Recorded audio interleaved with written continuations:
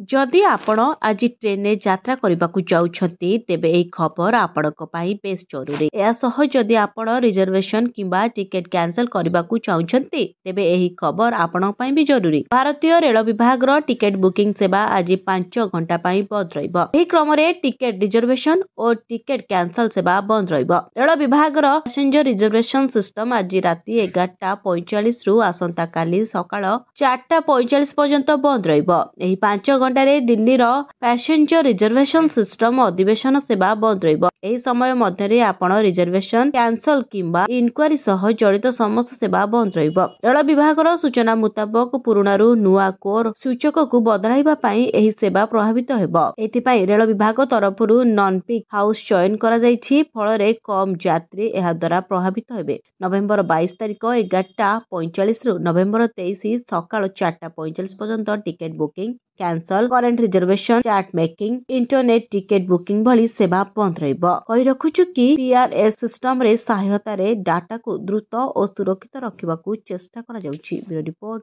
News दुनिया।